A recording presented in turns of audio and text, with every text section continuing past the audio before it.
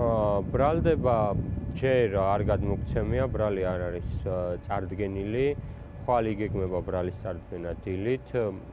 სავარაუდოდ ხულიგნობის ნაწილი იქნება, მაგრამ რომელი ნაწილი იქნება და საბოლოო ბრალი რა დარჩება, არის უცნობი, შესაბამისად ხვალ დილით მასალებიც რომ გვექნება და ბრალიც წარდგენილი იქნება, ვადა ასე უწევს, ამ შემთხვევაში უკვე დეტალურად გვეცოდინება ყველა ნიუანსი. კი ბატონო, რატომ გეკითხებით ალბათ პუნქტების მიხედვით 239 მუხლის, რომელი პუნქტით იწყება გამოძიება, არის სხვადასხვა, მათ შორის ჯარიმიდან 5 წლამდე ვადით პატიმრობამდე. ანუ ამის მიხედვით შეგვიძლია ჩვენ მერე ვიმსჯელოთ რა შეიძლება იყოს გამოყენებული სასამართლოზე, რა სასჯელი. ნახეთ, როგორი საკითხი არის ის, რომელი ნაწილი იქნება წარდგენილი და რა მუხლი იქნება წარდგენილი, ეს აპრიორში არ ნიშნავს, რა ქმედება არის ჩადენილი და ამის ნათელი მაგალითი, მაგრამ ცუდი მაგალითი არის სინდისის პატიმრების кейსი, როდესაც 225 მუხლზე მთელი 9 თვის განმავლობაში დაობდნენ და საბოლოო ჯამში იმ პირობებშიც კი რა პირობებიც არის 225 მუხლი ვერ დადგა და გადაკვალიფიცირდა. მიუხედავად იმისა, რომ მე როგორც სინდისის პატიმრების ადვოკატი, მათ შორის ამ კვალიფიკაციასაც არ ვეთანხმები, ის თუ რა მუხლით იქნება ბრალი წარდგენილი, აპრიორში არ ნიშნავს იმას, რომ ქმედება ან საერთოდ სისხლის სამართალი არის, ან ის კვალიფიკაცია არის აპრიორში. კი ბატონო, თქვენ რა სიტყვით, რა არის თქვენ დაცვის მხარის, ესე ვთქვათ, ძლიერი სუსტი და ძლიერი რგოლები. მოკლედ, რაზე იქნება დაცვის ტაქტიკა აგებული ამ კონკრეტულ საქმესთან დაკავშირებით?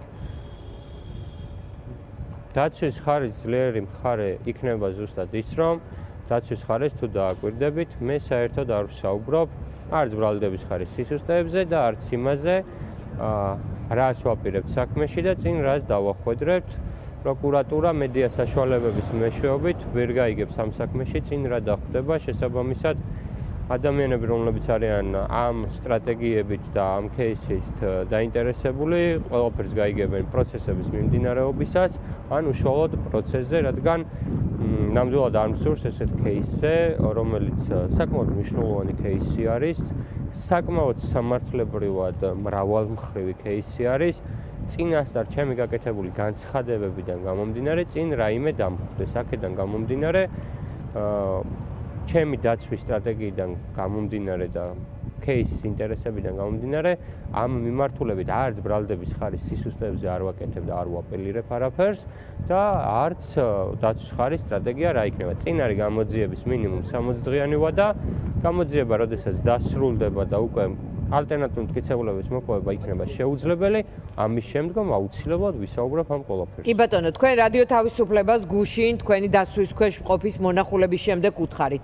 მითხრა ასეთი რამ, რომ ბრძოლა ბოლომდე გაგრძელდება, ხოლო რატომ გააკეთა ის, რაც გააკეთა და რა мотиваცია ჰქონდა ამ ყველაფერს საზოგადოება მოისმენს სასამართლო პროცესზე, მთხოვა რომ მოვლენებს არ გავუსწრო, რადგან სურს რომ თავად ისაუბროს მის დამოკიდებულებაზე, ქმედებასა და мотиваციაზე.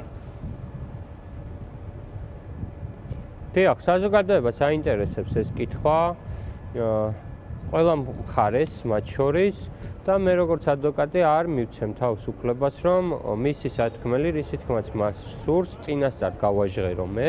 აქედან გამომდინარე, სასამართლო პროცესზე მას მიეცემა შესაძლებლობა მათ შორის პირველი წარდგენის სხდომაზე დააფიქსიროს თავისი პოზიცია და ამით საზოგადოებას გასცეს ამ კითხვაზე პასუხი და არ მსურს მე წინასწარ ესეთ რაღაცნაირი სპოილერი გამომივიდეს ამასთან დაკავშირებით, აქედან გამომდინარე, ვფიქრობ, სულ 72 საათიანი ვადაა პირველი წარდგენამდე, არ არის 72 საათი იმხელა ვადა, რომ მე როგორც ადვოკატმა მაგალითად ვერ მოვითმინო, ან ზოგადად არ აქვს მნიშვნელობა რა ვადა იქნება და ჩემი დაცვის ქვეშ ყოფის ინტერესი და სურვილი დავაზიანო.